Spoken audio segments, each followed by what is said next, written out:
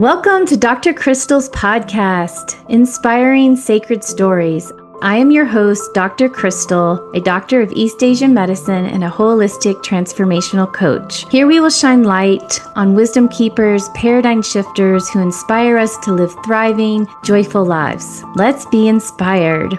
Although I am a doctor of East Asian medicine, this podcast is for educational and inspirational purposes only. It does not replace professional medical advice. Please consult a qualified healthcare provider for guidance on your personal health needs. Hello, welcome to Dr. Crystal's podcast, Inspiring Sacred Stories. I am your host, Dr. Crystal, and today's lovely guest is Alex Kandalaft. Alex is the founder of Body Kind Vail, a nonprofit organization in Eagle County that focuses on supporting and empowering those that have been impacted by eating disorders, as well as community education efforts. I recently met Alex, what was it, this summer? This summer at the park. At the park. You were hanging out with my friend's daughter while they were performing. I was, yeah. I was so impressed with you. We hit it off and I heard your story and I was so touched by your courage and your vulnerability and your own recovery and how you've turned that into now being a support and of service to other people. So I'm so grateful to have you. And I would love to hear, what's your sacred story that you would like to share today? Yeah, absolutely. I just want to say thank you so much. This opportunity means the world to me. I think that sharing stories, especially sacred stories, really have the possibility and impact to change someone's life. So just really appreciate you opening up your space and inviting me to be on here. Yeah. For me, so a sacred story is an experience that is the perfect blend between ugly and beautiful. And it's so uniquely your own. So no one can take that from you. No one can change it.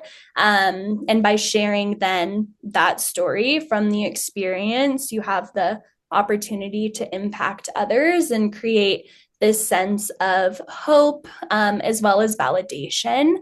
So, my sacred story that I'm sharing today is definitely the perfect blend of ugly and beautiful. What started out as me really almost losing my life to now creating this platform and this community resource, Body Kind Vail. So, to kind of just dive right into it, my experience is with an eating disorder, specifically anorexia and bulimia nervosa. This really kicked off in December of 2022. What started as just not frequent, I would say maybe like every other day or so, purging. It was a safe space for me after going through some really traumatic events. And what was an every other day experience quickly turned into a multiple time day experience, and also went through some more really traumatic life events during this time. And that act of engaging in my bulimic behaviors really was my safe space. It was a release of emotions. It was something that I could count on, and it was something that gave me a sense of control when otherwise I had no sense of control in my life. And with that, developed my anorexia. So was eating normally, but purging. And then summer of 2023 was completely restricting. So was not consuming calories, or if I did, nowhere near enough to sustain my life and give me energy to be a good friend, give me energy to be a good daughter, a good family member. I was missing work a lot. I was in and out of the emergency room a lot. Completely lost sense of identity. Alex was no longer. I was absolutely just consumed and essentially possessed by by my disorder. So it got to the point where there was no turning back for myself. I was so deep in this illness, and it took frequent family encouragement as well as encouragement from my professional space. So, my work, at the time I was a teacher, and the administration team was so supportive, and a lot of encouragement, like I needed to go to treatment, I needed help, and I was past the point of being able to recover on my own. So, I needed that professional support. And eventually I hit a point where I was just exhausted. I was so tired of living in my brain. My brain was no longer mine. It was completely consumed with thoughts of food, with thoughts of calories, body, just never feeling like I was sick enough. And I was just exhausted. I wanted out of my brain. So spent a lot of time in residential treatment as well as partial hospitalization treatment down in Denver. And during that time, really got the support and care that I needed, and have really just been since then. That was the early months of 2024. And after that, have been navigating recovery on my own. I did leave my teaching career, and that was a very difficult decision, but I knew that I needed just a complete clean slate. And that work environment for me was not supportive of my recovery, just because I had had most of my time in that job. I was really battling with this illness. So needed to take a step back, and think about ways that I can still work, as well as give back to the community in a way that is supportive of my recovery. So had been working with the Eagle Valley Community Foundation. And after about a year, maybe not even, yeah, it was about a year, that I had been back home and I was in recovery, really did a lot of reflecting and realized that there is no supportive space or community talk about eating disorders. And really started brainstorming what would it look like to create a space, to support others who I know are battling, an eating disorder in this community. So started brainstorming and having a lot of meetings with other creative individuals in the community. And we had the idea of inviting a guest speaker from the Eating Recovery Center, which is where I went to treatment, to come out to Vail and essentially do an eating disorder 101 education night, just to see what the community turnout would be and if there was any interest in that. And people did show up, which was incredible. It's sad, but also incredible. And with that, came the discussion of a need for a peer support group space. So a safe space for people to come to and talk to about their own experiences living with an eating disorders. So the peer support groups grew, and they're continuing to grow. That's really the core of Body Kind Vail and what we do. And there's been a lot of other programs that have been developing. So really, ultimately, to sum it all up, taking my lived experience, thinking that I was never going to get past this, not thinking that I was even going to survive this, to now creating a space that I wish I had when I was going through this experience, and allowing people to connect with others, and giving the space for people to know that they are not alone in the eating disorders, disordered eating, body dysmorphia. It is all incredibly valid. And I want people to feel safe in connecting with others and to talk about their experience. So ultimately turning my absolute ugly to something that is so beautiful, and so inspiring. And I learned something new even every day, from people who are part of this community. Oh my gosh, I'm so touched. Thank you for being vulnerable and sharing your story. And I'm just, gosh, I hope that you feel proud of yourself, that you be so courageous, and then to start and create something that was a need in the community. And I'm just really touched by it and so excited about it. And can you tell us more about so you finally have the 40 the 50, like it's now a nonprofit. Yeah. Yep, it is. Yeah. So all of the legal professional paperwork stuff is done. So we are a registered 501(c)(3) nonprofit organization here in the community, which is what we needed to be able to start receiving donations as well as applying for grants to Right. give us the financial capital that we need to be able to provide these really incredible services. Right. So Yeah. yeah, I'm curious, what was the one or two things that really shifted in you that helped with the recovery? That was like, oh, okay, I'm gonna allow myself to be nourished, and there's gonna be a turning point for me. What was was it a person? Was it a wake up call, Yeah, I would say definitely a group of people. So community.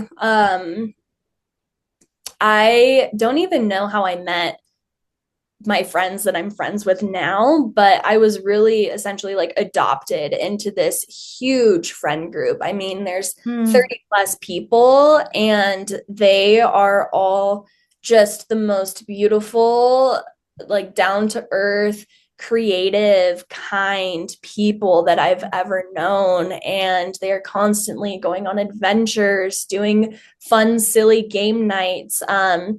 Just being surrounded by them and their carefree energy really helped me get out of my head and realize I want to be able to keep up with all of these people and their adventures and just enjoy like the present moment. And I knew I wasn't able to do that if I was still gonna like holding on to my eating disorder brain.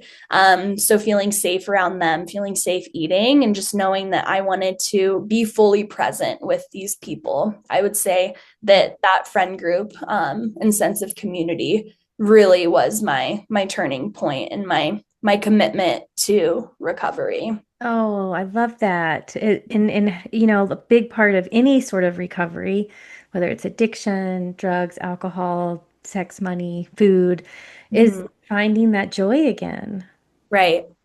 And it sounds like you're surrounded by loving people who support you, Yeah. that you feel safe with, you feel seen, and they're doing all these fun activities, probably Mm-hmm. sober activities, um, and you get to be a part of it and have energy and feel good, and then now there's this higher calling to turn this around and be of support for others. So yay. Yeah, Bravo. yeah. They're Yes. gonna freak out when they hear this.